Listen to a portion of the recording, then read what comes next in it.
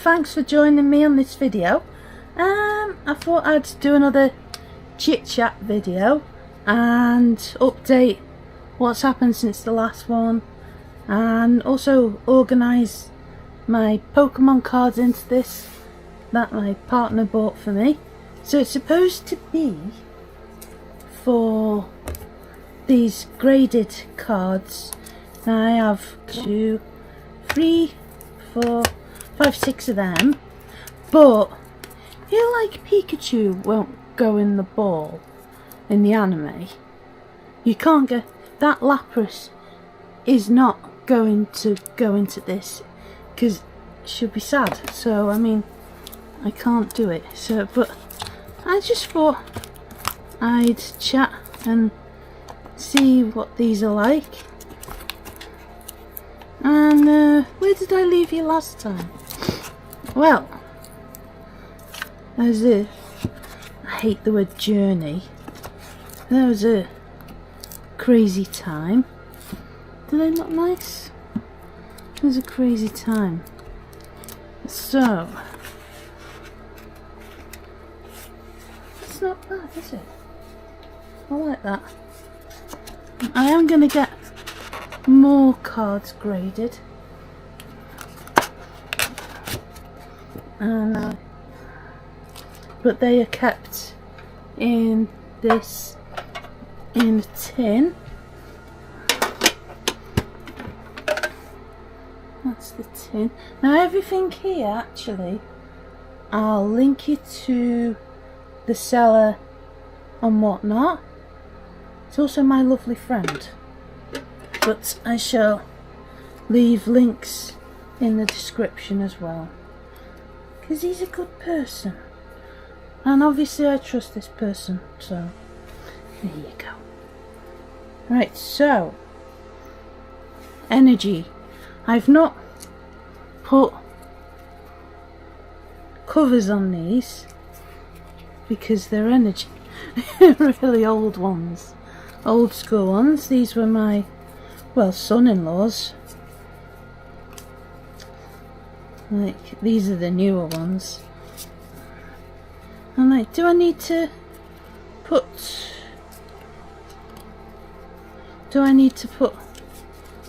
sleeves on them? No, not really. So let's not. Yeah. So put them in there. Make sure they've got a little section. How good is that? There'll be people booting off just to put graded cards in this, but I care not. As, I don't care. I'm doing it my way. You do it your way. Yeah? So, I have got elf babies as well. This is a box that they come sold in, I think. Now, they're not an official Pokemon thing, but they are adorable. And this is, oh, where I keep all of them. So I think they're going to go in here as well. Right, they should go in first. And then what else I need to do is, amongst this, there's a load of cards as well. And I need to make sure I've got all the ones I'd consider are the cutest or the nicest artwork, and put them in what's known on my gaming channel, I'll leave a link for that, into a cute pile. So yeah, they can go in the cute pile. There's also Sanrio ones, which I don't think the seller's on there anymore and whatnot. That's a shame, but if she ever does pop again, let's see. We shall see. I do have a little space for Sanrio then. There we go. Never mind it. But why's that gone off? Oh, great. Oh, it's still recording. I've got a new camera, so we're trying that out. Right, so if I start elf babies here, That'd be good. And then explain what's happened since the last video. Now, as you can probably hear now and again, my breathing isn't so good. It has improved since I've come back home from hospital, which is great. The second time, oh God, the second time, yeah, so I think I'd left you last time, correct me if I'm wrong, but I was waiting for a pre-op assessment, and that went well. Basically, as in Newcastle, in the Freeman Hospital all day. Now, they are the specialists at thoracic surgery, which I'll try and put a picture if I can find it from Google. It's like the whole, your heart, your lungs, where is it? All that kind of area in your chest, and they specialise in that. So you get people who are having triple heart bypasses and lung transplants and stuff like that, really. You know, lung transplants, heart transplants, stents. And but I was there because, as you may or may not know, I had I think it was 15 centimetre tumour, which they think, I've still not heard yet, is a teratoma type of tumour. It was right by my heart, right by my lungs, and it was a resident that needed to be evicted, albeit malignant or not. The surgeon decided he was gonna remove my thymus gland as well. I don't know how much people know about thymus glands. I'd never heard of it before, but it produces T cells, and as you're a teenager you don't need it anymore, really. And so over the years it turns into fat. Mine, it is just a little ball of fat that's wrapped around the top of your thoracic area. I keep thinking of Jurassic Park. Jurassic Park, never mind. Stupid. So yeah, it does that, and yeah, it's supposed to just die off and turn into a ball of fat, but for whatever reason mine wanted to stick around, and so I did the PET CT scan, and I said if there is cancer there, it's a very small amount, and it's only going to, it's a really slow grower, as opposed to, that's really good news, as opposed to it being fast, rapid growth. So they took away during the surgery they took away the teratoma and the thymus gland, and that means I'm hopefully free of any cancer that it would have spread around. Because whether it already had or it hadn't, we don't know yet. I'm just waiting on a result of if they took away some tissue around the area, and they're going to check that. Obviously they're going to check the tumour as well. I've not heard back yet. I stupidly missed a call off my oncologist because I didn't get the letter. I think I must have been in hospital while it was said, oh, it's not arrived. It said for 4 o'clock and he phoned at 7 and he left me an answer phone. That's how I knew, because it came up as private. But there you go. It'll be sorted and hopefully I'll know soon anyway, and you know, hopefully it'll just come back there was nothing, because if there's anything found in the tissue around it, I would have to have, I think, radiotherapy just to blast it away. Not just to, I'm not putting it down, but yeah, so I'm getting a bit breathless. I'm trying. Right, just blast it away. And yeah, speaking of that, I'll cross that bridge when I come to it. I'm not asked at all. Right, but yeah,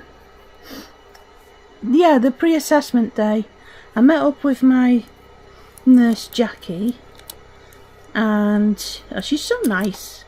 You're just that person who was made for that role, you know. She is specifically a lung cancer nurse. Now, again, I've not got lung cancer. It's just that that's what her role is. And yeah, she really nice lady. Works with the surgeon chap. And yeah, she's, how are you doing? And it's nice to see you. And she explains what's going to happen on the day. And yeah, and she, there's not really much to say. She's just being her usual nice self, really, and yeah, pleasant, you know, made you feel welcome. So they arranged a little table and chair, and it put like reserved on it. And like, VIP here. Oh, that's a cute card. A VIP that made me my own area, and said you to come back to that during the day as you go for your different tests. Like, all right, no worries. So they sent you off for like a spirometer kind of thing, which is where you blow into this tube, and they that's quite cute. They, yeah, it checks your lung function, because you want good healthy, this was to make sure that you were healthy enough for surgery basically. And yeah, what else was the that's nice. Oops.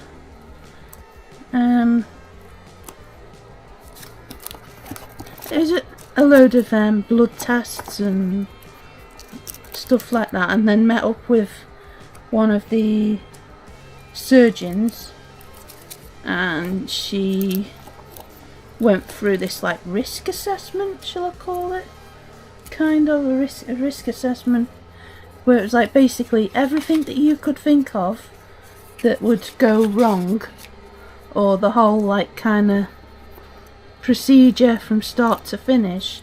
She planned it all out there and then. It was like, right, so your blood tests here show your kidney function. We've got it prepared, so if something does go wrong with your kidneys, we know to do this, this and this, and send you intensive care. And she went, when you've come out of the operation, because it's a major surgery, you get sent to, well, you're in recovery, and you get sent to high dependency, which isn't as serious as intensive care, but you're being constantly monitored by nurses. Okay. Oh, there's such nice nurses, isn't there? Honestly. Anyway, so I said, have you got any worries or concerns? I was like, yeah. Am I gonna die under the anaesthetic? Am I gonna wake up dead? under the anaesthetic. You know, stupid things that you think like that. Right, dumb a bit. And she said, no, it's not dumb. A lot of people think that. I said, what about the... What happens? So she said, what happens is... And do you know what? She's right. Well, you will kind of just drift off quite quickly, and then you wake up. And it's like being in kind of like Wonderland. And I said, don't worry. I know that's easier said than done, but don't worry. It's you won't feel a thing. And she's right. It was nothing. Honestly. It's well. Yeah, so then I went home. Waited for the transport first. Went home and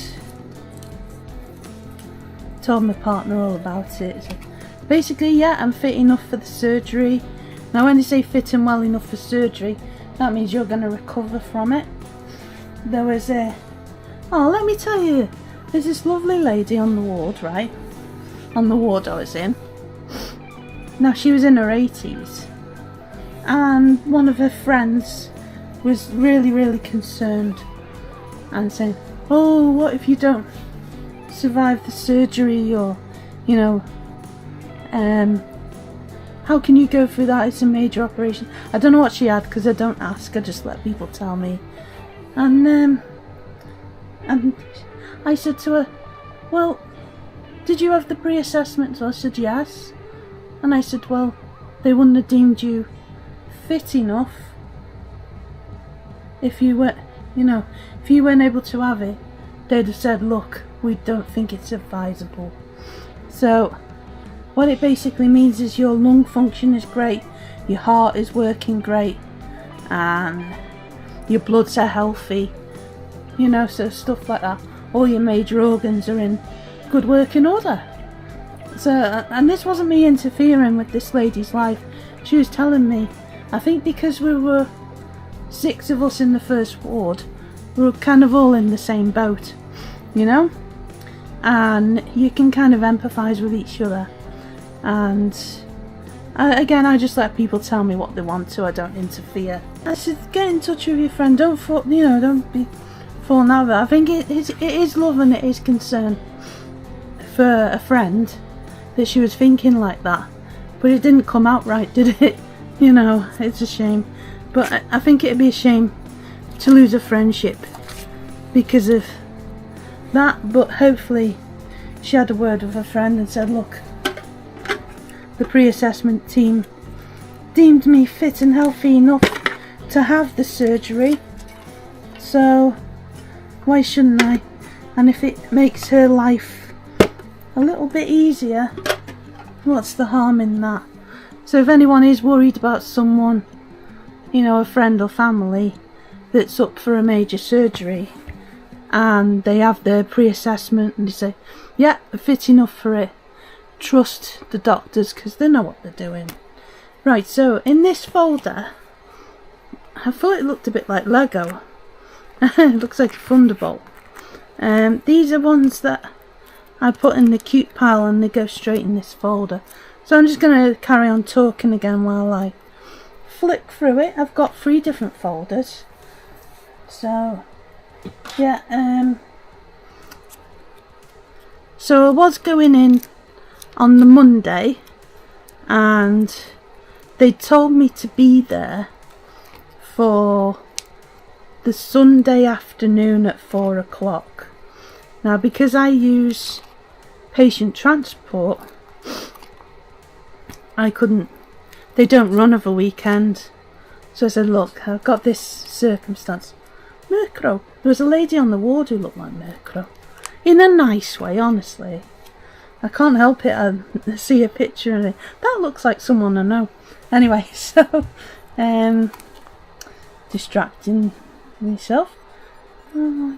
So yeah, Where was I?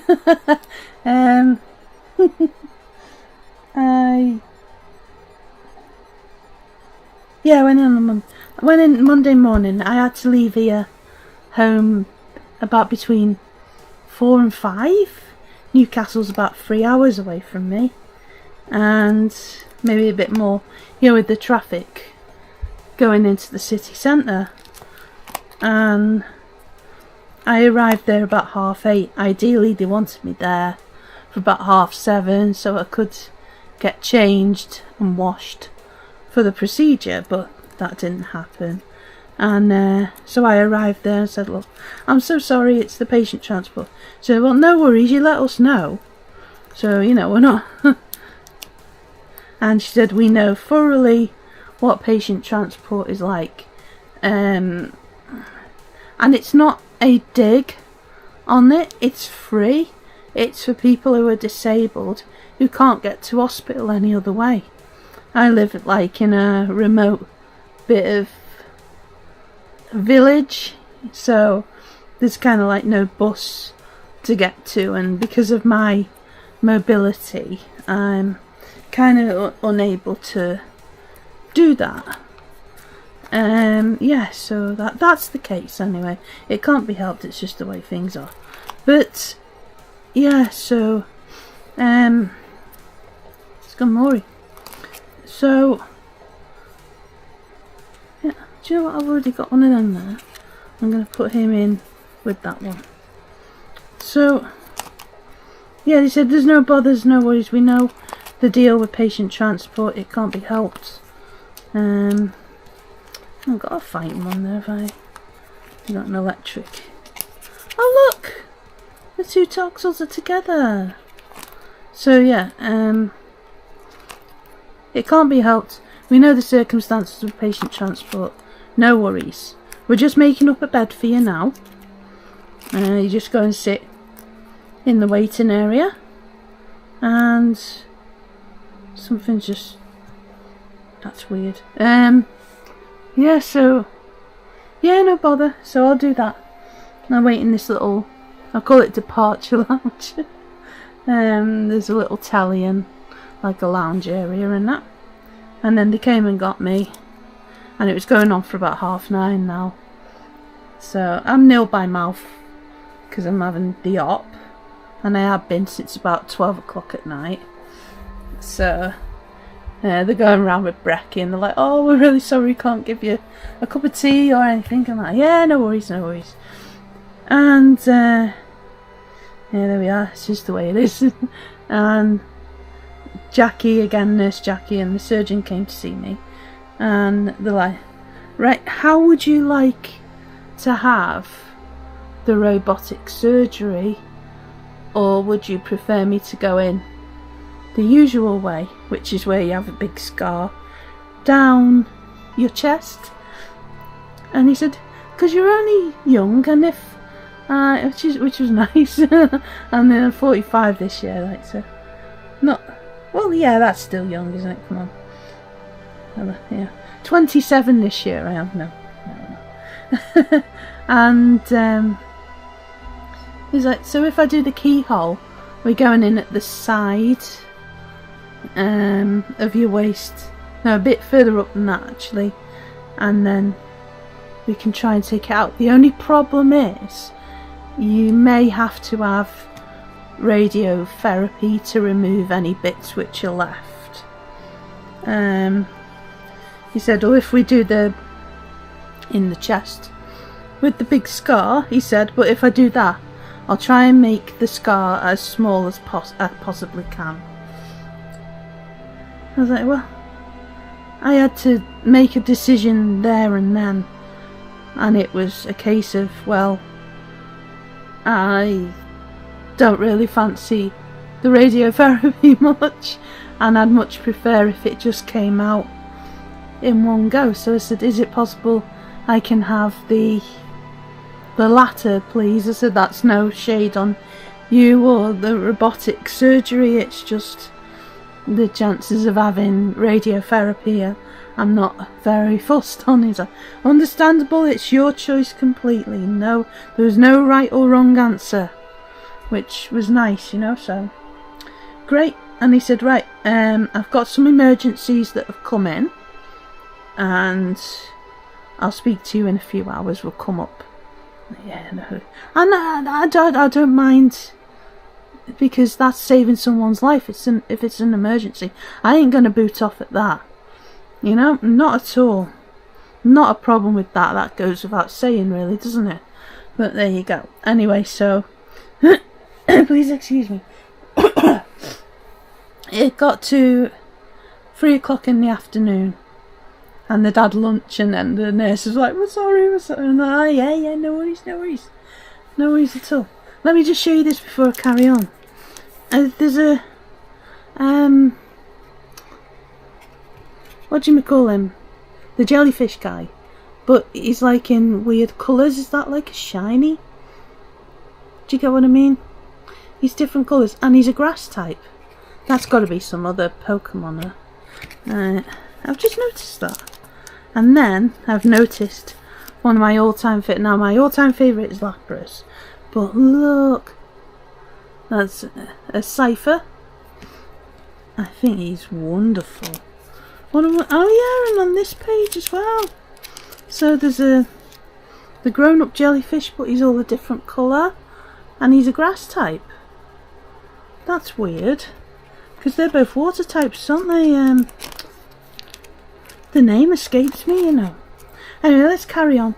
So, yeah, lunchtime, and it got to like 3-4 o'clock, and I'm just chilling, listening on my headphones, and you know, people are chatting to me in our ward and getting to know them, and the lovely ladies, and mostly there.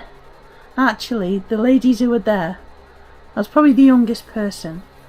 I think one was like lung cancer, and there was a few of them that had breast cancer previously, and the chemotherapy had affected their heart. Can you imagine how much they've been through already, and then to have it affect their heart as well? I think that's just... I was gonna get into something then, but there's an awesome video by I can't remember. My brain has just gone. It's I'm on a boatload of different medications, and it's like my not to moan, but yeah, my memory's not the best of the brain fog. Stephen Fry, I'll link you now in a card to the video, and you'll know exactly what I mean. Now, personally, I'm not religious at all or anything, but oh, cute. I'm not religious or anything, but I think he's got a good point in what he makes in that video. Now, that's my personal opinion. I don't mind anyone's background, religion, race, whatever you are. You know, I appreciate all opinions. So that personally, just yeah, there you go. That's a different matter. But yeah, I just think that's just wrong, isn't it? Why? And they were such lovely ladies as well. For why would you have to suffer? And they were like, oh, you know, it'll pass, and you know, it's there's worse. There's always someone worse off than you, which is completely true. Absolutely, they had the right attitude, and I take my hat off to those ladies. Anyway, you know, so it got to the afternoon, and they went, right, we're really sorry. There's too many emergencies coming. Can we reschedule you for the Thursday? This is on the Monday. And I said, there's just one problem. And what that is the patient transport. I'd have had to have been there again for the Wednesday, about 4 PM, and then be ready for surgery about 7 o'clock, be ready for the procedure to go down to theatre. And she went, well, what we can do is you can stay here. And I want to see my partner. But yeah, stay here, and then on the Thursday morning you'll be taken straight down to theatre. You'll be first on the list. And I'm thinking, don't promise, because you know, people need the life saving, and I didn't say that, I was thinking it, and I thought, right, what option have I got? The same thing will happen again if I go in and maybe get there on the Wednesday, but that was 2 days to organise the transport, and because there's a bit of a shortage at the minute, they'd have probably said no. So again, I had to make an on-the-spot decision, and they said what we'll do is we'll get you ready, prepared. You've got to have some kind of therapy for your blood clotting, anti-blood clotting anyway, so we can keep you in and we can get that sorted. I was like, right, okay, we'll do that. And I have to stay there for till the Thursday. So yeah, I had my blood clotting therapy, which was it's just a little injection. It does bruise like crazy. I'll show you some pictures, and just a word of advice if anyone is going to be having this. When the nurse pops in the injection, it'll come up as a little bubble. Keep your finger on it. It won't be on your hand. They put it somewhere fatty, like the top of your arms, top of your thighs and your belly. But it'll come up as a little lump, and press on it like that. So you'll get less of a bruise. Yeah? So it'll disperse it as well. So you don't need to rub hard. Just make sure you got your finger on it. And yeah, some of the nurses tell you, some of them don't. Yeah. So that's just a little bit of word of advice from me that I found out, because as you can see by the photos on the screen, it did bruise a lot. Yeah. So I got all this tremendous amount of paperwork done, and what else? Got some of it here. This wasn't much what was wrong with me. I mean, this is recovering from heart surgery. At the end of the day, it was open heart surgery, because what they did was the sternum, they had to cut that open. Well, before that they cut the skin open on my chest. I'll show you the scar later. They open up your sternum, and then you've got your heart there and lungs and this nasty I can't remember the word, tumour. And also they took away the thymus as well. And apparently from the report of the operation, it was very uneventful, which I loved that. I was like, yes, that's exactly what you want to hear, isn't it? It was very uneventful. The tumour was taken out, the thymus gland was taken out, and all the tissue surrounding was took to make sure if anything could spread. So I mean, that's exactly what you want to hear, isn't it? So this is like all different exercises to make sure there's nothing personal in here. Yeah, so we've got to walk a little bit each day. Getting a little bit out of breath is great, but once it hurts, stop. That is your warning. You shouldn't get that far. I just love the way it's got the little Newcastle bridge on everything, like a little logo. And whoever has done this artwork, it just brightens it up a bit, doesn't it? Yeah, some of it's relevant, a lot of it isn't, but yeah. Now, what else can I point out? Yeah, trying to think. Let's just carry on with this a second and I'll remember.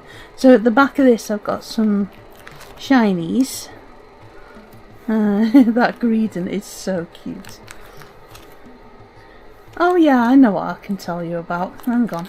We'll just get Vulpix. When I see girls with red curly hair, I think they look a bit like a Vulpix, and that's a compliment. And I think Vulpix is one of the most beautiful Pokémon. So I mean it as a compliment always when I refer to someone as a Pokémon. Unless it's Kakuna or something. I don't like insects. Right, so this one has got Fuecoco on, Sprigato, and I can't remember the name of the game that's from, but it's from one of the games, isn't it? And these have got a load, it's completely full, a buttload of my favourite artwork on, which isn't shiny. Oh yeah, so right, I got to the morning of the procedure, I got these paper knickers and a gown which shows your bum and the split at the back of it, and what else? Oh, these stockings, you had to wear these stockings as well. Stops you getting a DVT. Yeah. And very sexy indeed. But yeah. Anyway, yeah, I had to have a shower with this stuff. In that there was I didn't know that there'd be a shower, a WC, within the ward. So yeah, have a shower, and oh, I love those clay ones. And Onyx is one of my favourites as well. So it's the ball off Star Wars where Luke is practicing, you know, in the first one with the lightsaber. That's it, that's his brother.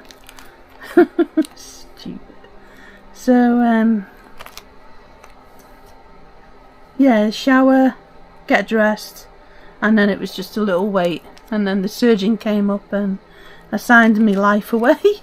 Fucking hell, signed me life away with this like green document, and you're like, right. And then they took me down, and I didn't know what the hell to expect. Pretty much, you know, like, there's nothing more off-putting when you're somewhere and everyone's got a miserable face. Now in this, Freeman was being wheeled down, and everyone that you've seen that was like a theatre worker, they'd be smiling, like beaming smiles everywhere. I was like, right, that's actually put me at ease. And I think that's the idea. I mean, they could have had the worst day ever. They could have left the house and something really crap would have happened, but you wouldn't know it. And I think that attitude to the work is absolutely, it's tip top. I think that's just, did I say that ironically then? It's just, no, it's, I think it's just the right attitude. Because what do you want if, you know, somebody, it's their first time going for an operation, and you've got like the staff around you are like looking miserable, and you wouldn't want that, would you? Because it's going to put you right off your leg it the other way. But yeah, so then I met I think there was a team of them. There was a few different people in there. The anaesthetists, that's a hard word to say. Especially when you got two false teeth like me. They're not real. They're I think they're called caps, but that's another story. Anyway, they kept asking me if you got false teeth or whatever, and yeah, because you have to be careful with, I'll explain that in a minute actually. So the anaesthetist, me and the anaesthetist were talking about sci-fi, and he said, oh, can you tell me what it is that you're having? And they have to ask your name, your date of birth, your address, and just to make sure compliance and protocol or whatever it is, that you are the right person that's going in for the right procedure. So he went, what is it that's happening to you today? So I was like, right. I said, either I've got a chest burster and you're getting that out. And he laughed and he went, I love that film. He said, I'm a big sci-fi fan. I said, yeah, my partner is too, and he's got me into it a bit more. I was only really into anime, you know, sci-fi anime. And yeah, so we were talking about sci-fi for a bit. After that, he said, and I said, no, I'm messing around. So you're gonna cut it open and the sternum, take out my tumour, take out my thymus, and then you're going to bung it in the microwave. He was laughing, genuine laughing, you know, it wasn't like, oh God. I said, I'm really sorry. Probably people say that every day, and either he's being really nice, and he said like, oh, you know, no, I've not actually heard that before, you know, but he was genuinely laughing. So he said, what are your hobbies? And I was like, well, I love to crochet and knit. He was like, oh, what do you crochet and knit? So I said, mostly Pokémon. I'm currently doing a face hugger off Alien, talking about sci-fi. These are the vintage ones. Vintage, oh my God. Right, yeah, I'm currently doing a face hugger. He said, oh, what ones have you done in the past? I said, well, everyone was up, and this is where I can see I've got a cannula in my hand there, and you can see this little white kind of thing, lying down and looking up, and I look, I'm like, because I'm starting to feel a bit drowsy-ish, and it was like everything was going in slow motion, and I was trying to say Bob the Builder. I remember trying to say it about 3 times, Bob the Builder, and it faded out, and that was it. I was gone. And then I remember waking, and you know, anyone who's coming up to have elective surgery, emergent, you wouldn't know. Hopefully, I'd hate to think of anyone having to have an emergency op, you know, because you might not even know that it's happening. But if you're facing a surgery and you're scared of general anaesthetic, please don't be. It's easy enough for me to say I was absolutely terrified.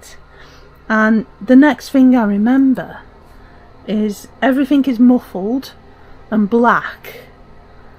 And I'm like, wait, I remember coming in and out of, like, I was sleeping a few times. I remember coughing a bit, only a bit. And then I remember thinking I had a massive iPad and I was scrolling like that through it. That's all I remember. I remember then opening my eyes properly. There was a lady sat to my left with like an iPad. So that's probably where I got the iPad idea off. And there's 3 women who were going, alright Annette, can you turn to your right? Okay, and I'm like, there's this pain. Wow. I'm like, okay. And they went, now turn to your left. They were changing the bedding because there was all blood everywhere. Right, so okay. I did that. And she went, if you're in pain, press the button. Like, what button? What button? And she went, it's just fentanyl, I think it's called. I'll put the name of it on the screen. It's a painkiller. And I was attached to it via a drip. I didn't know at the time. And so I pressed that and it was like, oh, instant pain relief. Oh, it was good. Right, so I didn't know what the hell was going on or anything or who I was.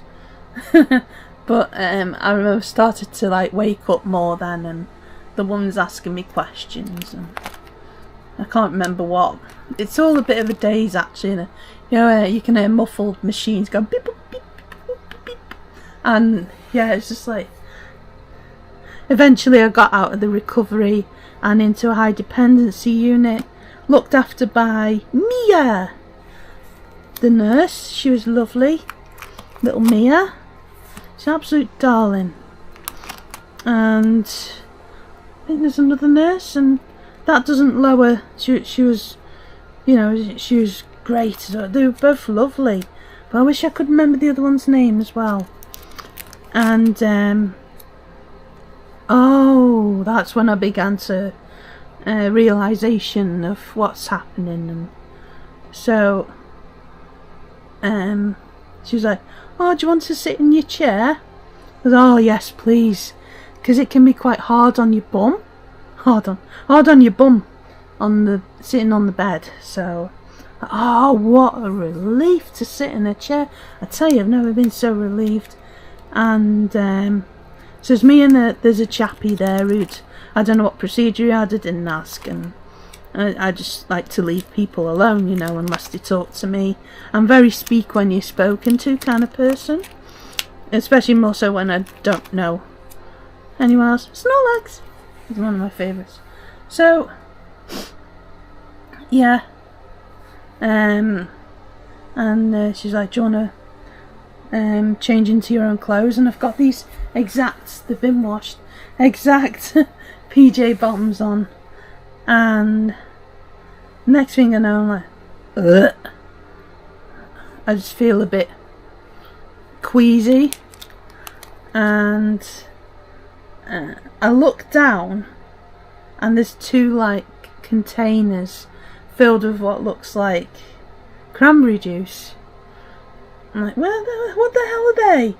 And I'm looking at the tubes from these tubes coming from them to the floor. They're leading to me. And I look, I pick up my t-shirt and I look. They were right in the middle of my stomach. Now I can be a bit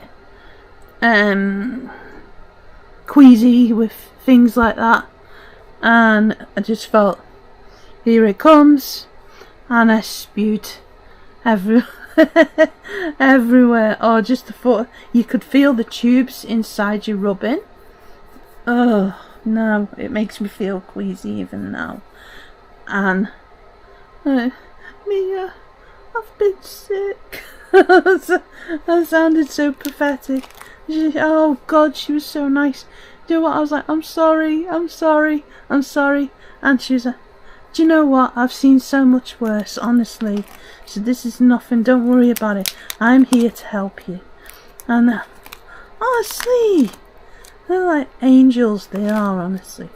So yeah. They changed over to the night staff. Or it was the other way around. I can't remember. Was it Mia on nights? There was Steph. Oh, lovely Steph. And I was sick again, and she cleaned me up.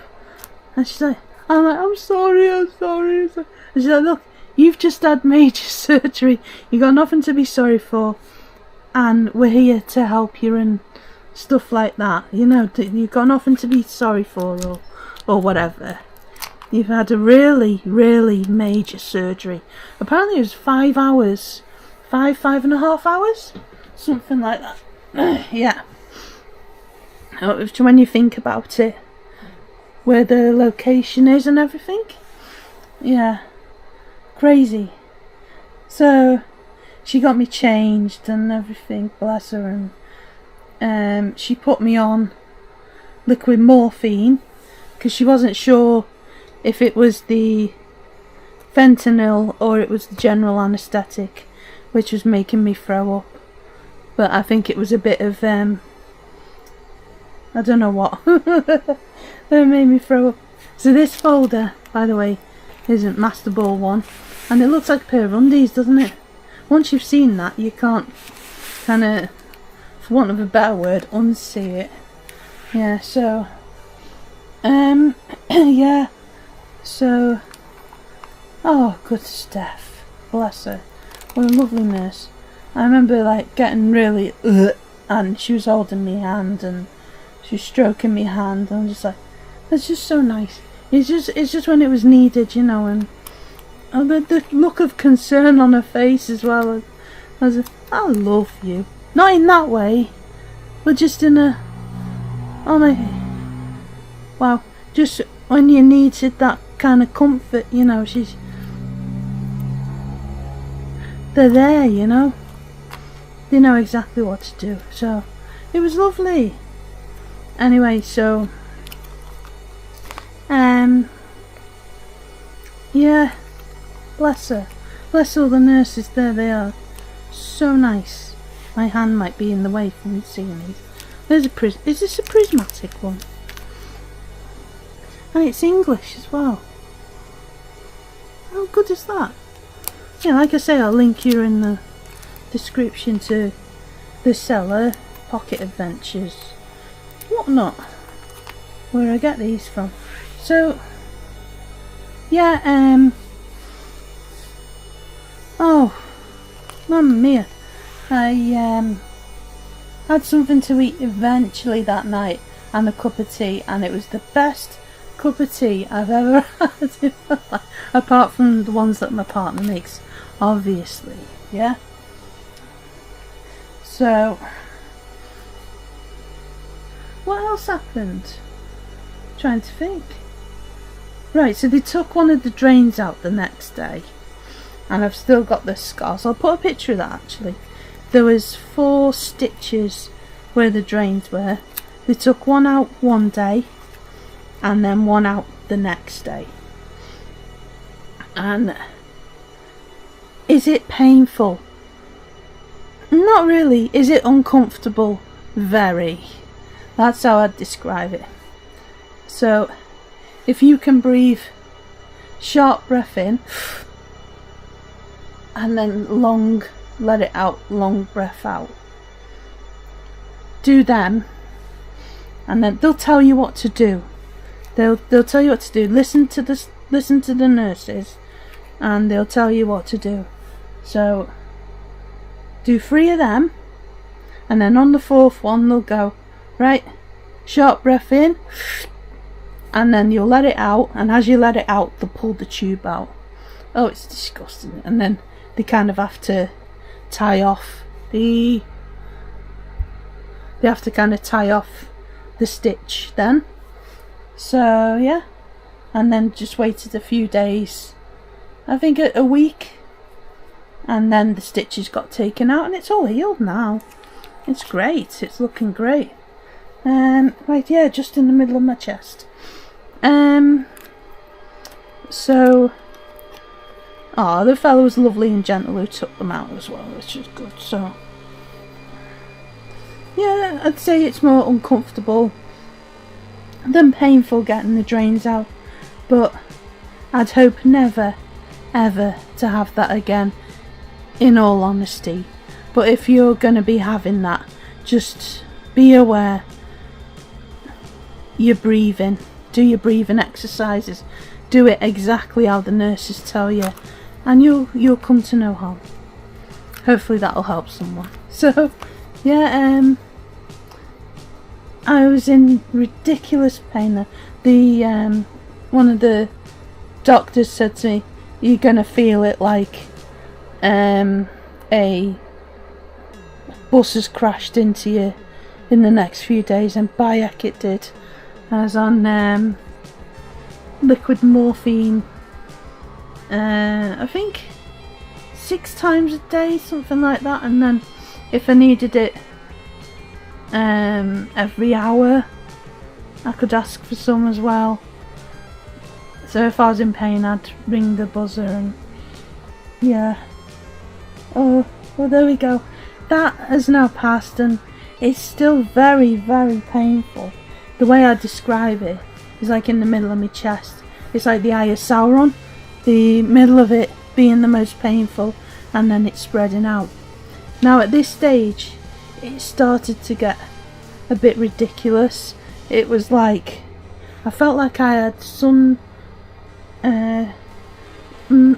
horrible sunburn right across my chest, and like as if I'd been thrown in a skip.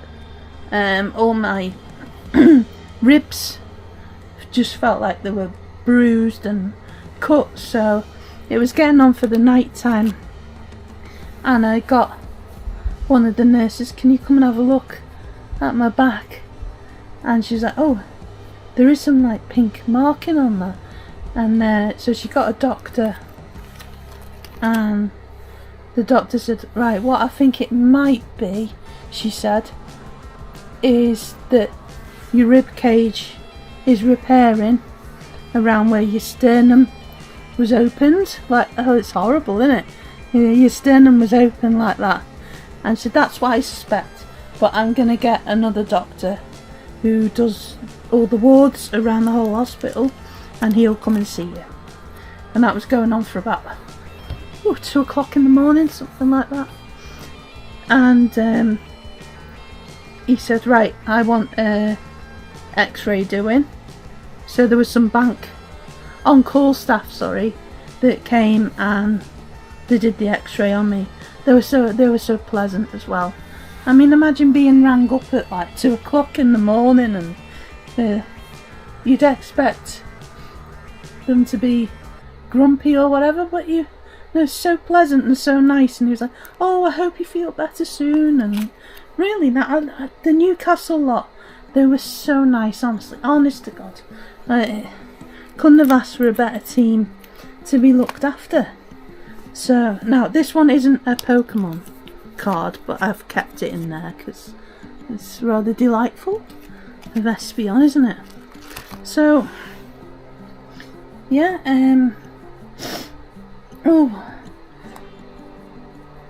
he saw that on the bottom of my lungs, but more the left one actually, and then towards the back of it, there was some little liquid bubbles on, I think it's bronchial on the bottom of it, and it was forming like fluid on the bottom of the lung. That's it.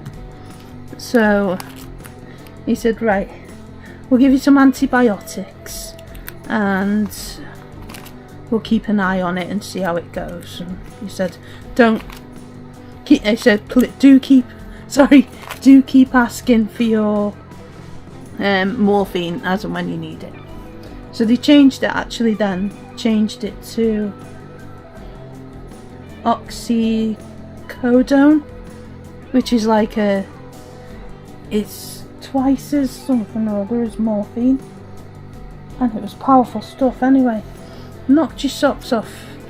So it worked, and I couldn't really sleep in a comfy position, so what I had to do was, you know, the tables that go over the beds, I had to get a pillow on one of them and sleep on the desk with my head on the desk. Oh, the pain.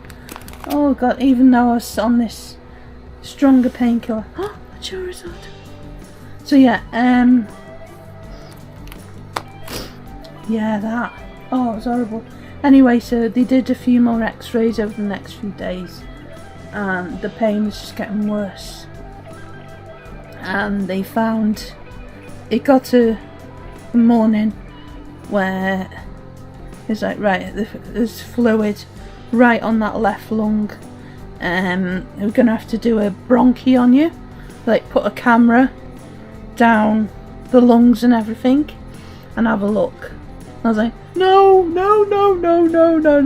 don't want it, because I'd had a previous experience in the Countess of Chester, having a camera down my throat, down the esophagus. I was awake for it, and you have this banana spray down your throat, which is a local anaesthetic, and it stung, and it made your like tongue swell up, and that happens again, but they said, no, you're not awake for this, you're asleep. It takes about an hour and a half. So I was like, okay, I'll have it done. They're like, this is an emergency. And I remember I quickly texted my partner. He said, you're going down about half an hour emergency procedure. I was like, okay. And he said, don't worry, you'll be back on the ward in an hour or so. I'm like, okay. He said, then you can have something to eat. And I'm thinking, lemon sorbet. That's what I was thinking about. That was the goal at the end of it, was a lemon sorbet. And that you had to order your dinner the day before on this form, and I'd ticked off lemon sorbet. I couldn't wait for it. It was like sweet victory at the end of it. But oh, the pain. So yeah, there is, like, when you're under general anaesthetic, so you can breathe and they can work hands-free as such, you have to have a pipe down your throat, you know, so you can breathe, basically. And that, you're not aware of that. As soon as you're knocked out with the general anaesthetic, you don't know about it going down your throat. When you wake up, you cough it out. Well, you've got to, because then they know that you're breathing independently, right? It does give you a sore throat. So that's what I was thinking about. It was mostly because of that. For the lemon sorbet. By the way, that looks like cheese strings, that little guy there. And yeah, so they did that banana spray down me again. I was grabbing hold of the surgeon's wrist. Stop it, leave me alone. I don't like it. And he's being so nice and patient with me and everything. If someone was doing that to me, I'd like, get off you. But he was being so lovely. I've known him from the ward, you know, going round. He's one of the doctors going round, and yeah, he does surgery as well. And the next day I was holding his hand. I was like, I'm sorry, I'm so sorry. And he's like, you've got nothing to apologise for.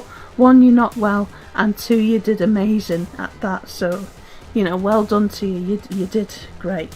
Anyway, we'll get to that bit in a minute. So I remember the banana stuff, and then I remember just, again, it just went all in slow motion, and then like that, I'm out like a light. And I woke up, and there was I woke up at one point in recovery and talking to a lady, and then I was gone. I'm sure of it, because it was a different room, you know. And then I woke up, and there's a bald fella looking at me. He goes, hello, my name is Warren. How are you, Annette? He said, oh, is that your preferred name? And I said, well, it seems as though you're not. I was saying, but really gruff, I seem as though you're not. Seem as though you're not a Geordie. You can call me Netty. And he went, oh, Netty. In the east coast in the UK, a netty is a toilet. So I tend to say, call me a net, unless they're not a Geordie. And I remember going to him, can I have an iced lolly please? And he laughed and he went, that is the most humble thing anyone has asked for. A woman after my own heart. I'll go and get you one. So I'm like, I wake up, I'm like, where am I? And he comes back with this ice pop, and I went, where am I? And he went, you're in intensive care, your lung half collapsed. I'm like, whoa, that's a bit much, isn't it? Yeah, so he said, you'll be going back on the ward probably tomorrow morning. They've capped it for you, which is where usually, like somebody else will come in who needs the bed or whatever, but they've gone, we'll reserve that bed, which I thought was really nice of them. They didn't have to do that. I could have ended up on any other ward, but I think I'll take that as they seem to like me. I don't know why. But anyway, so, Warren coming back with this ice pop, that was brilliant. And, it was sweet relief on my throat. I was like, thank you. And he went, you can have as many ice pops as you want. Oh, what a gent. What a gent. So, yeah, that happened. And then, this nurse with all like botanical tattoos on it. I remember she had like reddish brown hair. I think her name was Ruby. And she said to me, what's your next of kin's name? And she was looking after me as well. And so that's my partner. And next thing I know, the phone rang to the right of me. I answer it. And it's, and I went, John! I got really excited. And next thing I know, my chest just went and this cough, and it's really painful to cough, sneeze, fart, anything. So I was like on the like Bob Fleming, and I was like, I'll call you back when my throat's better. So I love you. And oh bless him. And yeah, so this doctor runs up with a stethoscope and he's checking me and everything, and like, oh, it's all clear, it's good. He said, bring up all that phlegm. I was like, I will. If I can get it, I'll get it. So better out than in kind of thing. So yeah, that happened. And went back to the ward about, I think it was going on for 11 at night. I woke up and the nurse then that was looking after me went, right, we're taking you back to the ward. They gave me some toast before that, and just something gentle, you know. Oh, there's another prismatic there. Aren't these all lovely though anyway? Anyway, yeah, so I remember it was like a row and there was nurses at the ends of the bed. I'm thinking, bless him, I wonder what it's like looking after someone who is in a coma, or you know, an induced coma or whatever. And saying, you know, obviously you have to toilet them. He was put in an induced coma, and I was just talking to him and stroking his hand and everything. But they were looking after these people like they were their own family, which I thought was amazing, and it's worth pointing that out. And you know, just especially Warren as well, he was lovely. And to people who were, you know, they weren't awake, he'd be saying bye to them, you know, when he'd finished his shift, and they were all doing it, you know, saying bye to the patients. I'll see you tomorrow, or whatever. If they weren't in that day, I'll see you on next week on Monday or whatever, you know. I thought that's lovely, you know. I thought that was a nice touch, and you could tell it was genuine as well, which was really nice. Yeah, so you don't get to see that often, you see. That's yeah, you don't get to see that. So I was put back on the ward, and oh yes, so there's this row of nurses, and I was like, I want to be really naughty and high five them as I go past, and I did high five, and then on that side, so, and the nurse who was wheeling me was laughing, and that, and everyone was coming up then and walking and high fiving. And it's just a dumb moment. But hopefully it brightened the day. Hopefully I didn't get them in trouble. But I don't know. Yeah, that happened. So, yeah, a bit of fun. And they were smiling and laughing. So, yeah, not every day that happens about. So, yeah,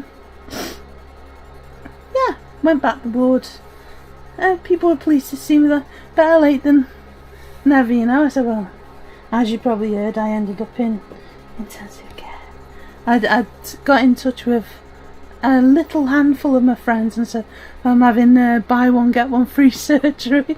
It's the only way I thought I can put it that people won't get, I don't know if they would or not, but you know, would get scared or, oh my god, you know.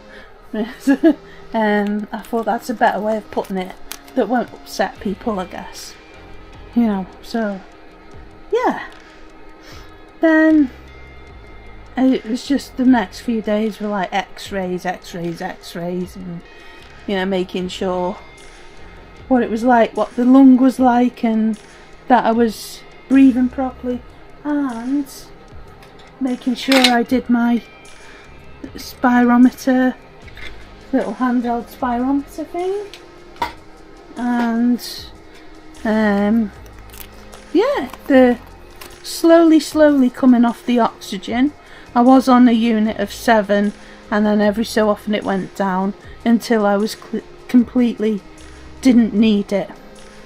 And he said, if you can get your oxygen up to 94, you can go home. And yeah, they were watching my blood pressure as well. So if I put this on now,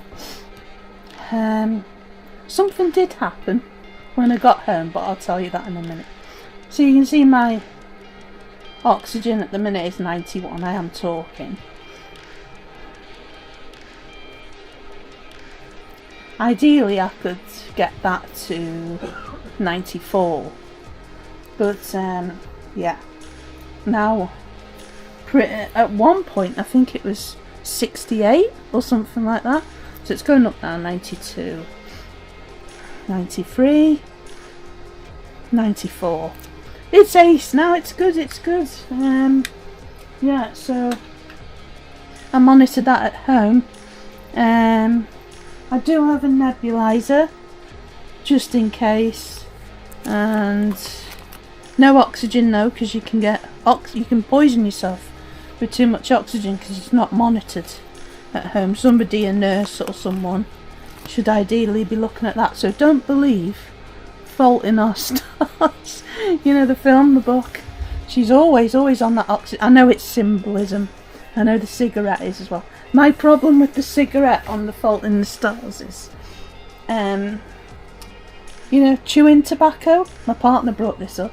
That can give you mouth cancer.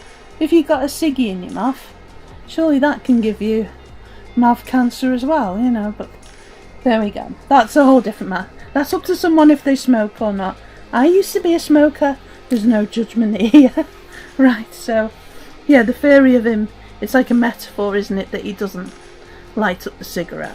Anyway, check out that film if you see it. It's a bit silly in places, but in other places it's quite interesting. It's definitely worth a watch anyway. So,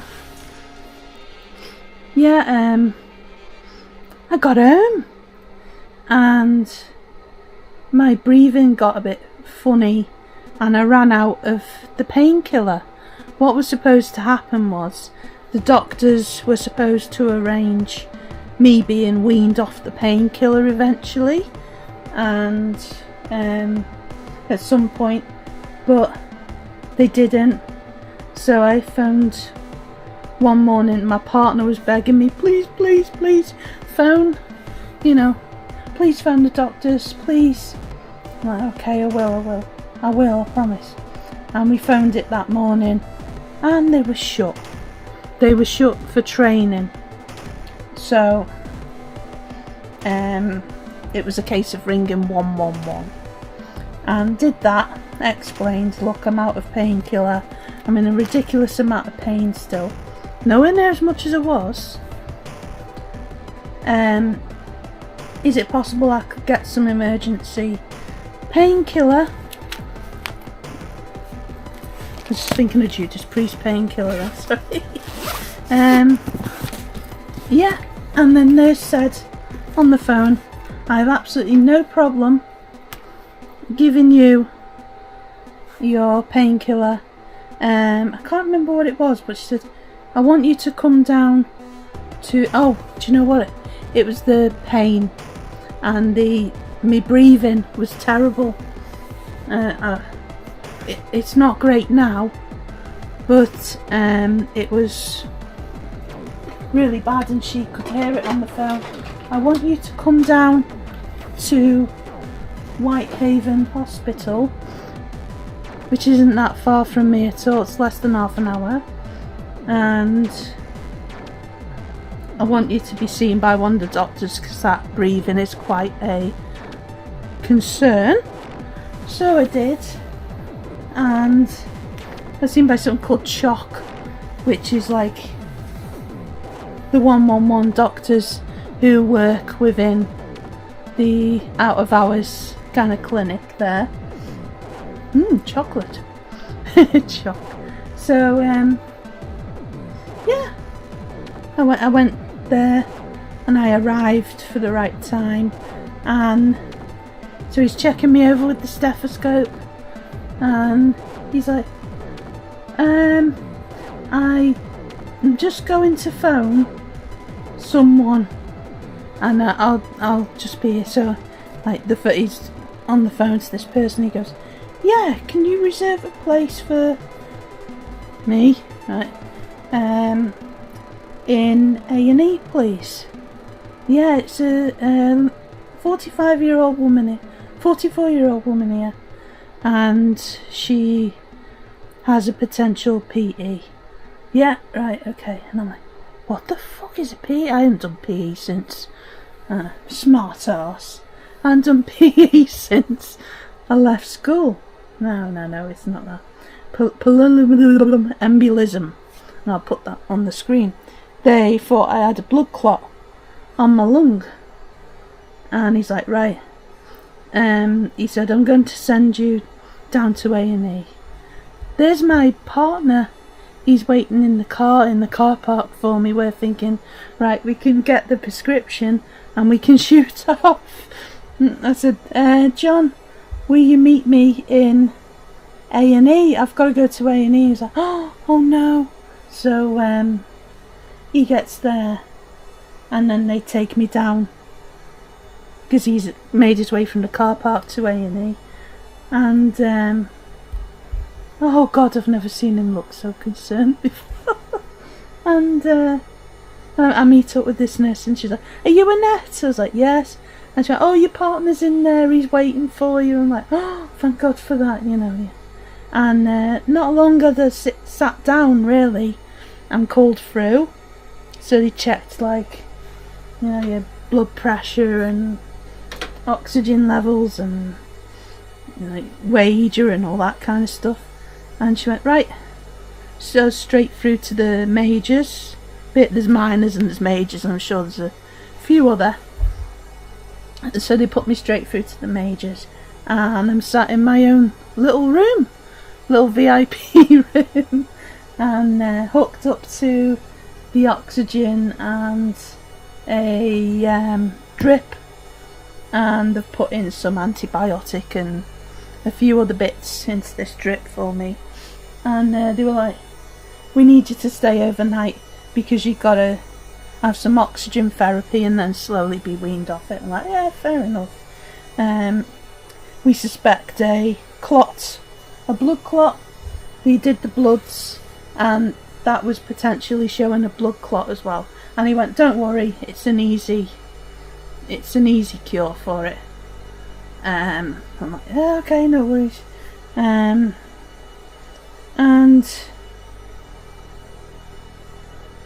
yeah, that was scary. It was quite scary, but it was again in an environment where the people were really nice, and they didn't make you feel scared of anything. Felt like I was cared for and everything, which is what you need. And yeah, they looked after me well. So they took me down for a CT scan. And again, part of my lung had collapsed right at the bottom, but more nearer the back, and there was like fluid again on the lungs. They did suspect like lactic build-up. I'm not sure if that's the right thing, but they found I had pneumonia. So I'm still battling that a bit now. As you can tell, I'm talking a hell of a lot better compared to what I was. I've not been able to do a video really until today, and I wanted to do it before I forgot everything. Yeah, so I was like, well, that's a relief from not putting down pneumonia, but that's a relief from a blood clot. So I said there's no clots showing on the CT scan, which was marvellous. So that was good news. Yeah, so that frightened a few people. And bless.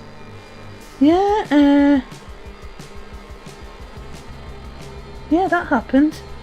And so I was released the next day, and they gave me some good painkiller. The one I was on, a liquid version of the oxycodone, but they gave it me in a tablet form.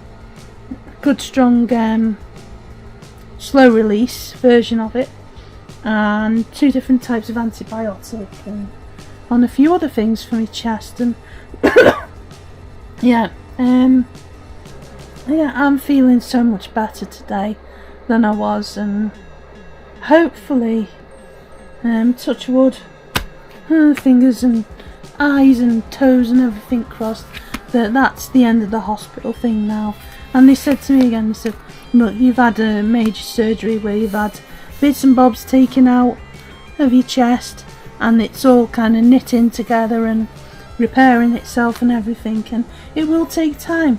He said you will need the painkillers for a long time, they've put on their paperwork for the doctors to follow up in 2 weeks' time to make sure that I get the meds, because the crossover from Newcastle, no fault on Newcastle, the crossover, our doctors are useless honestly, the crossover from Newcastle to my doctors, again it's 3 hours away across the other side of the country.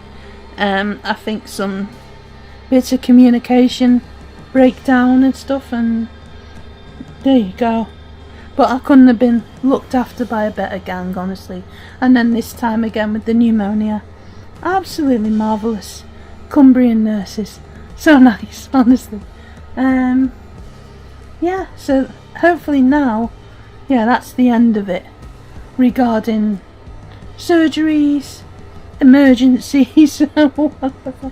I can just stay at home and I can recover from this surgery properly, and my lungs will be 100% again. I hope.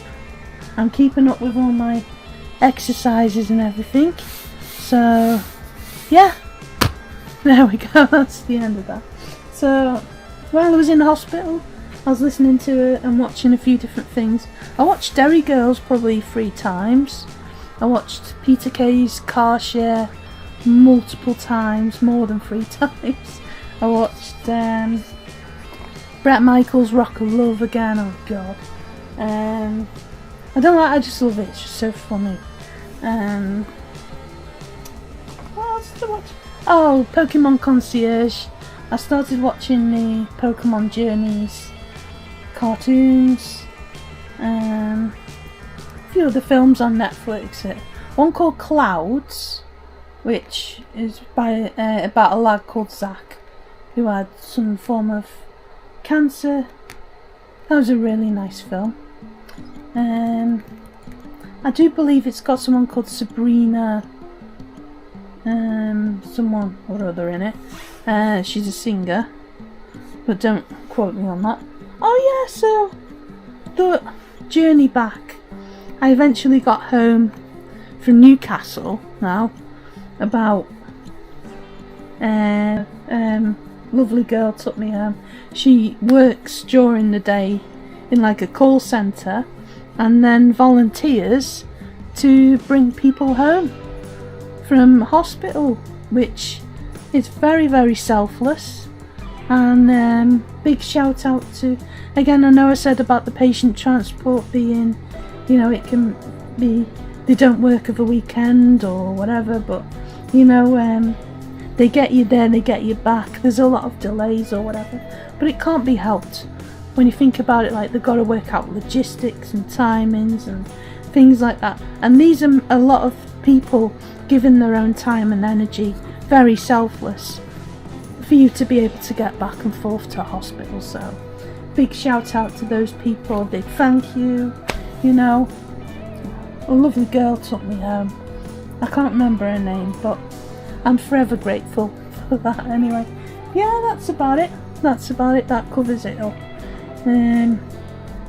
All I can say is thank you for watching, really appreciate it, and hopefully once I get recovered from all this, I can do some more videos, some more chats, and we'll talk about something other than my health. I'm just hoping that by putting this out in the world, that it helps someone, especially with the fears of surgery, which is completely understandable. You know someone, and you've heard someone now who's been through it and done it, and this the odd person who's helped me and got me through it and everything, and I'm forever thankful for that. So hopefully the right people find this and it helps them. So I do have a blog as well, if you want to read that. It's basically what I said today, but in a more condensed version in text. So if you want to have a look at my blog, there'll be the link in the description for that. So yeah, just say thank you, Si. Thank you so much for watching. Yeah, I'll see you again soon. Bye for now. Which way am I going? Like that. Bye for now.